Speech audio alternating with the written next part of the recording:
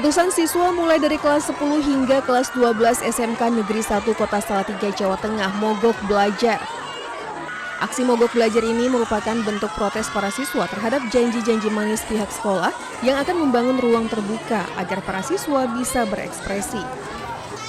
Namun seiring waktu berjalan, ruang terbuka itu belum juga dibangun dan pihak sekolah justru akan membangun ruang praktik siswa.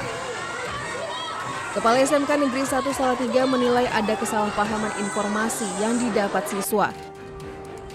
Karena ruang ekspresi siswa tetap akan dibangun namun dipindah di lokasi lain. Sedangkan gedung ruang praktik siswa akan dibangun di tempat yang sebelumnya direncanakan sebagai ruang ekspresi. Bangunan yang secara bertahap itu sudah terkoordinasi, tersosialisasi, terdokumentasi. Hanya mungkin beberapa warga atau khususnya anak-anak kami mungkin belum menerima informasi itu secara utuh. Agar tidak ada lagi kesalahpahaman, pihak sekolah akhirnya menggelar audiensi dengan perwakilan siswa. Dari Kota Salatiga, Jawa Tengah, Lurisa Lulu, iNews melaporkan. Mundur, mundur. Mundur. Menteri Koordinator Bidang Politik dan Keamanan Djamari Caniago mengungkap luas hutan yang terbakar di Indonesia hingga awal Agustus 2026 mencapai lebih dari 107.000 hektar. Djamari memaparkan ancaman kemarau ekstrim ini menuntut penanganan ekstra cepat dan terukur dari seluruh pihak yang terlibat di lapangan. Ia berharap seluruh tim gabungan dapat menahan laju perluasan area terbakar melalui pengerahan personil secara masif. Guna menunjang pemadaman dari udara, pemerintah telah menyiagakan puluhan armada. Tim ini siap diterjunkan ke titik-titik krusial. Dari daerah yang kita waspadai sebagai daerah yang paling kritis, ada 6 provinsi, juga muncul di daerah lain. Di daerah lain di luar yang 6. Kalau yang 6 kita pantau dengan ketat. Ada yang di luar nih seperti misalnya kemarin terbakar di Bromo. Itu sudah segera kita tuntaskan. Semalam sudah tuntas, mungkin tinggal 1 titik api saja. Kemudian di Jawa Barat juga sudah selesai di Gunung Gede Pangrango di situ. Itu pun sudah selesai. Kemudian di sekitar Rinjani juga ada, itu juga sudah selesai. Yang kita waspadai memang ada pada 6 provinsi itu. Itu adalah mulai dari mulai dari Riau, kemudian Jambi, Sumatera Selatan, Kalbar, Kalteng, dan Kalsel. Dan itu pun sudah kita kendalikan sampai saat ini.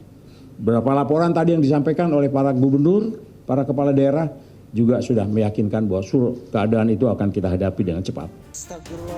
Sebelumnya, Menteri Keuangan Purbaya Yudi Sadewa mengatakan pemerintah tengah menyiapkan paket stimulus pada semester 2 2026 untuk mengantisipasi dampak El Nino yang sudah mulai aktif sejak Juni dan berpotensi mempengaruhi berbagai sektor. Purbaya mengatakan Presiden Prabowo Subianto telah menginstruksikan agar stimulus tersebut segera disiapkan sebagai langkah antisipasi terhadap potensi dampak El Nino terhadap perekonomian. Sekiranya akan diumumkan kapan Pak untuk El Nino, stimulus El Nino? Diumumkan kapan kira-kira Pak? Begitu selesai ya kita jalan. Saya masih diskusikan sekarang. Ini kan kalau diskusi kadang-kadang nggak langsung sejam selesai. Beberapa lama. Kami sedang menunggu kementerian terkait mengundang kami untuk masalah kebijakan stimulus itu. Hingga kini pemerintah belum menetapkan nilai anggaran maupun rincian program karena proses pembahasan masih berlangsung. Purbaya menjelaskan Kementerian Keuangan masih menunggu usulan dari Kementerian Teknis sebelum stimulus tersebut diputuskan. Dari Jakarta, tim liputan iNews melaporkan.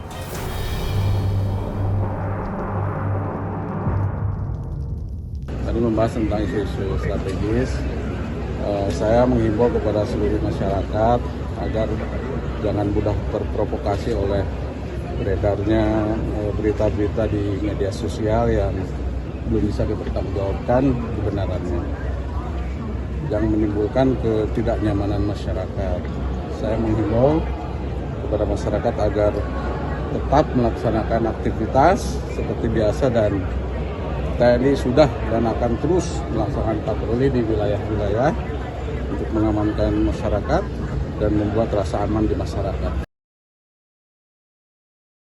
Jadi kemarin juga sebenarnya yang pertama buat laporan polisi itu adalah pihak kita. Karena kita membuat laporan polisi itu untuk membantu pihak keluarga, karena kan banyak tudingan-tudingan juga kepada keluarga yang ada menuduh keluarga menerima uang dan lain-lainnya. Jadi kita membuka laporan polisi agar peristiwa ini terang benderang dan tidak memunculkan spekulasi di tengah-tengah masyarakat. Nah, Bang Cikal, terkait dengan proses hukum yang sedang berlangsung ini, kami juga mengapresiasi atas keputusan Polda Metro Jaya yang akan melaksanakan ekshumasi dalam waktu dekat ini terkait dengan laporan polisi yang telah kita buat. Ini artinya apa? Ini nanti akan bisa menjawab pertanyaan masyarakat terkait dengan apa penyebab kematian daripada almarhum. Malah waktu itu Humas mengumumkan bahwa kami menunggu laporan daripada korban, apakah ini termasuk ada kejanggalan apa tidak gitu. Itu makanya itu lambat kan polisi karena tidak dapat LP dan lambat masuk ke penyidikan. Nah, kemudian ditambah lagi dengan keberatan daripada keluarga yang dulu yang tidak mau, yang sudah pasrah dan tidak mau gitu. Kan jadi tidak ada langkah ke depan lagi itu. Untunglah ini tadi Pak Fitra itu mau melaporkan, kemudian disusul dengan keluarganya. Dan kemudian saya tadi juga dengar dari informasi keluarganya, dan memang terlalu banyak kejanggalannya ya Pak. Misalnya contohnya begini ya, itu orang korban ditemukannya kan jam berapa, pagi-pagi gitu ya. Itu kirim telepon ke sana ya Pak. Itu ngaku teleponnya si apa itu Pak Trimo itu. Itu. Padahal pagi-pagi itu Pak Trimo waktu itu masih nelpon ke keluarganya, tapi jam 8-9 tuh ada telepon bolak-balik, tetapi nggak diangkat. Tapi begitu diangkat, Bu, ini Pak Trimo sudah meninggal, memberitahu gitu. Jadi oke lah itu diketahui ya.